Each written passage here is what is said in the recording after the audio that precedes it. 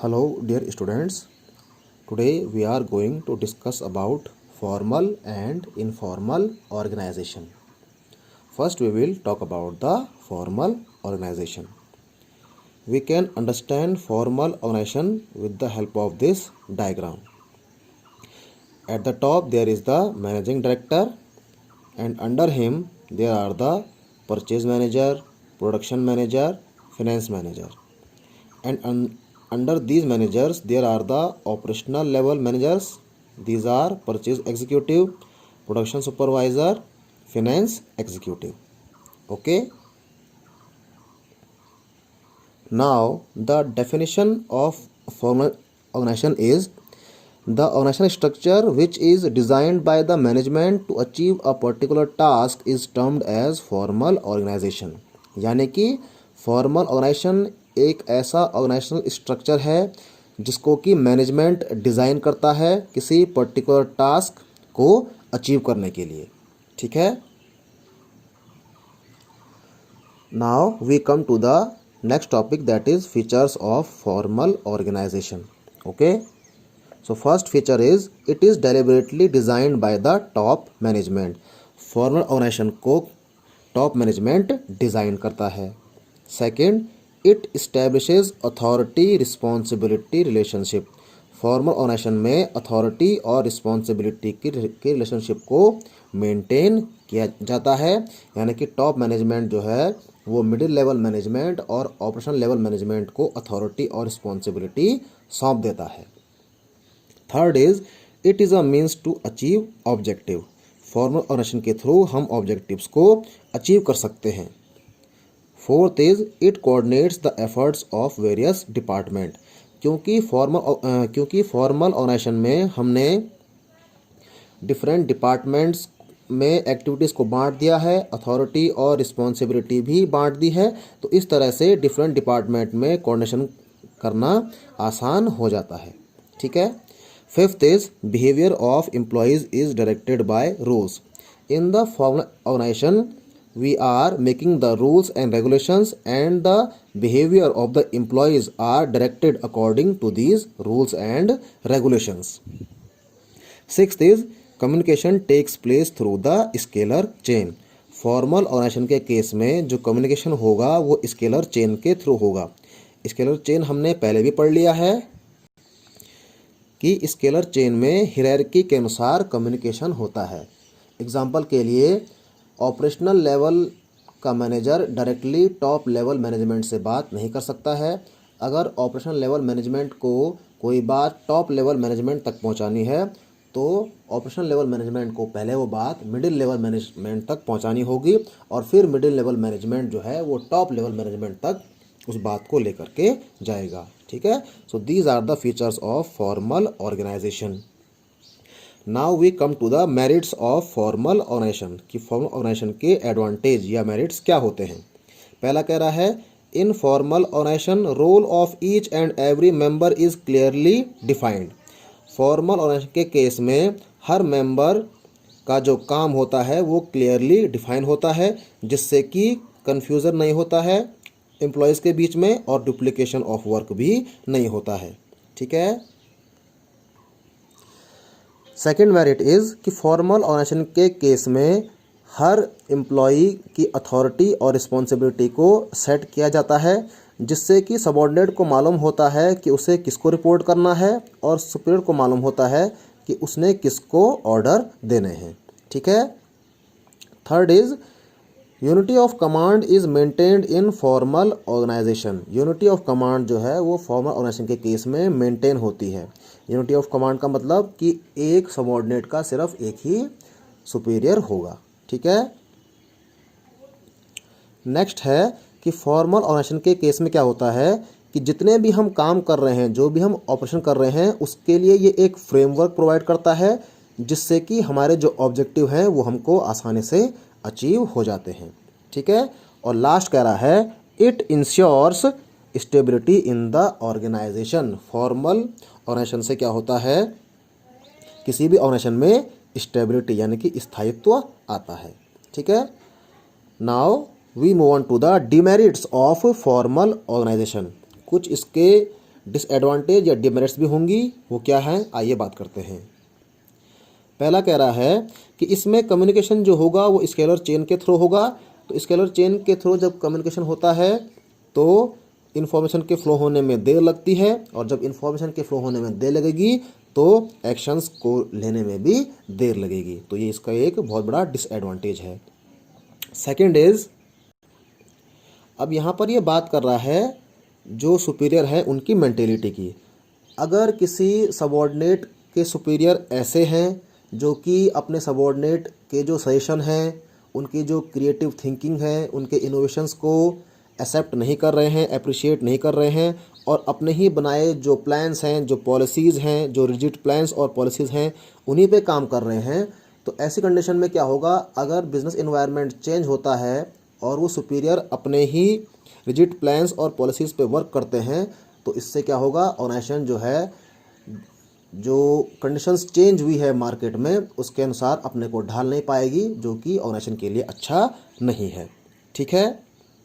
Third is, formal organization के case में क्या होता है कि ऑर्गेनाइजेशन के गोल्स पे ही फोकस किया जाता है और ह्यूमन एस्पेक्ट को नेग्लेक्ट किया जाता है, जबकि ह्यूमन जो है एक बहुत ही इम्पोर्टेंट रिसोर्स है किसी भी ऑर्गेनाइजेशन में। ठीक है। तो ह्यूमन एस्पेक्ट को निगलेक्ट किया जाता है फॉर्मल ऑर्गेनाइजेशन के केस में। ठीक है, जिससे कि ऑर्गेनाइजेशन को घाटा हो सकता है। So dear students, these were the definition, features, merits and demerits of formal organization.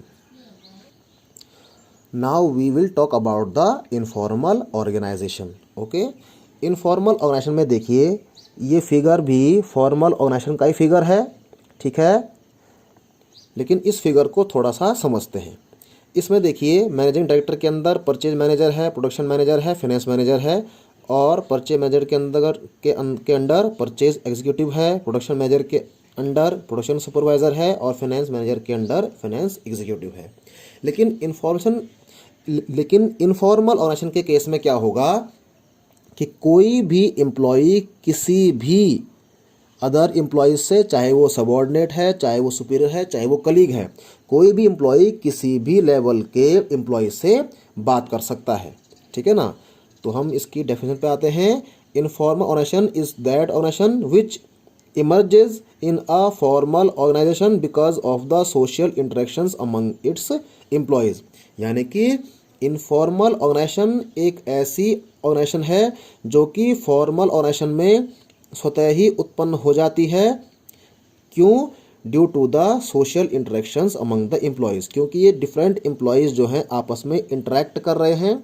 ठीक है ना, इनफॉर्मली इंटरेक्ट कर रहे हैं। तो इसके द्वारा क्या हो रहा है, इस फॉर्मल ऑर्गेनाइजेशन में ये इनफॉर्मल ऑर्गेनाइजेशन ऑटोमेटिकली जनरेट हो जा रही है। ठीक है।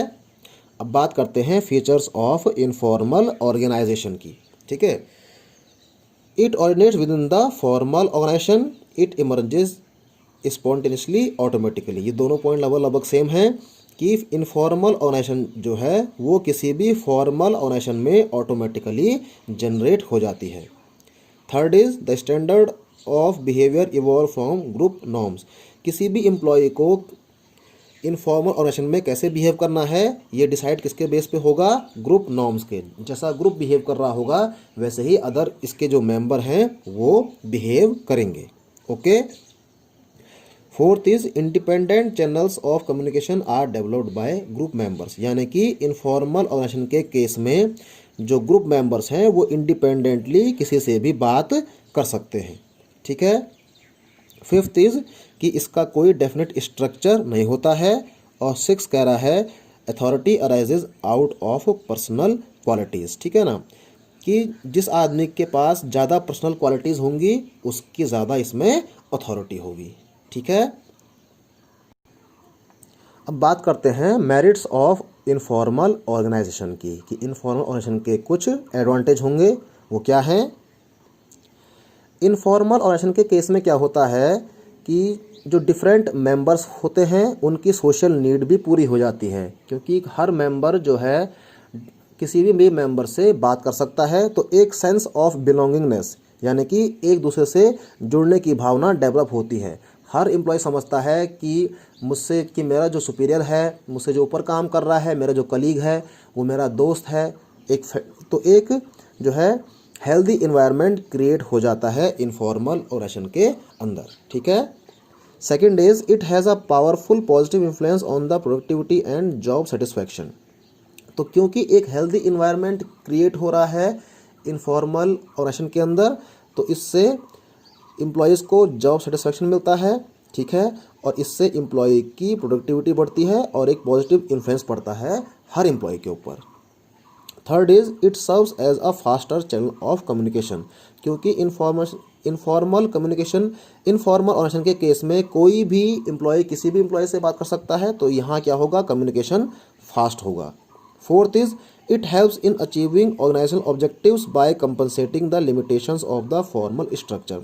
फॉर्मल स्ट्रक्चर की जो लिमिटेशंस हैं उसको ओवरकम करता है इनफॉर्मल ऑर्गेनाइजेशन, जिससे कि ऑर्गेनाइजेशन के ऑब्जेक्टिव आसानी से अचीव हो जाते हैं। ठीक। Next is demerits of informal organization. अब इनफॉर्मल ऑर्गेनाइजेशन की जो डिसएडवांटेज है उसके बारे में बात करते हैं। ठीक है। फर्स्ट कह रहा है कि फॉर्मल ऑर्गेनाइजेशन के केस में क्या होता है, अगर मैनेजमेंट कोई चेंज करना चाहता है ऑर्गेनाइजेशन में तो ये काम बहुत ही डिफिकल्ट है, और जो काम पहले से ही डिफिकल्ट है और फिर इनफॉर्मल ऑर्गेनाइजेशन अगर उस चेंज को अपोज करता है तो ये काम और भी ज़्यादा डिफिकल्ट हो जाता है। ठीक है। तो इस केस में क्या होगा, जो ऑर्गेनाइजेशन की जो ग्रोथ है वो रुक सकती है। ठीक है। सेकेंड इज कभी कभी क्या होगा कि इनफॉर्मल ऑर्गेनाइजेशन जो है वो एक डिस्टर्बिंग फोर्स भी बन सकती है, जो कि ऑर्गेनाइजेशन के इंटरेस्ट के लिए अच्छा नहीं है। जैसे कि अगर किसी ने ऑर्गेनाइजेशन में अफवाह फैला दी, ठीक है ना, तो उस अफवाह से क्या होगा, उस र्यूमर से क्या होगा, जो फंक्शनिंग है किसी भी ऑर्गेनाइजेशन की वो डिस्टर्ब हो सकती है। ठीक है। So these are the disadvantages or demerits of informal organization. Now we will talk about the difference between formal and informal organization. ठीक है।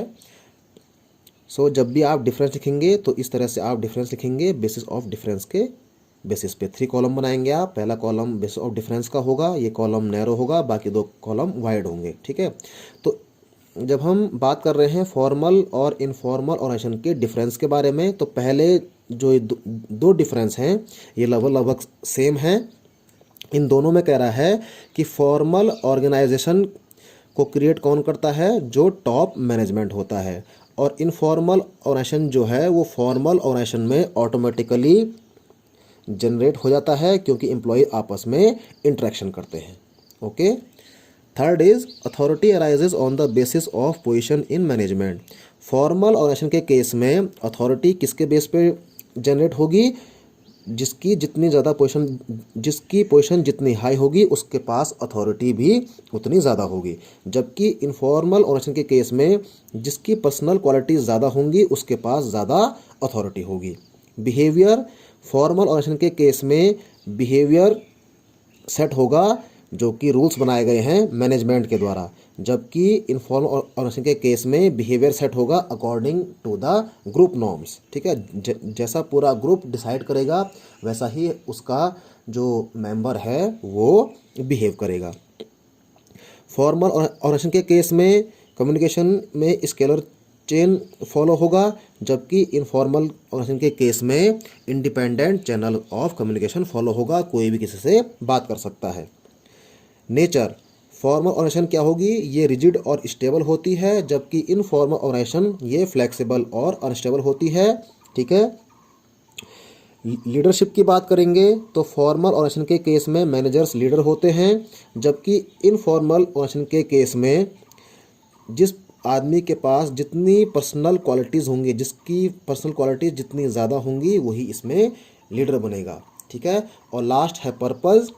फॉर्मल ऑर्गेनाइजेशन के केस में पर्पस क्या होता है कि ऑर्गेनाइजेशन के जो ऑब्जेक्टिव है उसको अचीव किया जाए, जबकि इनफॉर्मल ऑर्गेनाइजेशन का जो पर्पस होता है, इसमें पर्पस होता है कि इंडिविजुअल के जो ऑब्जेक्टिव है उसको फुलफिल किया जाए। ओके। सो डियर स्टूडेंट्स, ये फॉर्मल और इनफॉर्मल ऑर्गेनाइजेशन को भी आप इसको आप पढ़ लीजिए। ये क्वेश्चन भी लॉन्ग आंसर में पूछा जाता है आपके बोर्ड एग्ज़ाम में, तो इसको भी आप याद कर लीजिए, ठीक है। बाकी नेक्स्ट लेक्चर में। Thank you.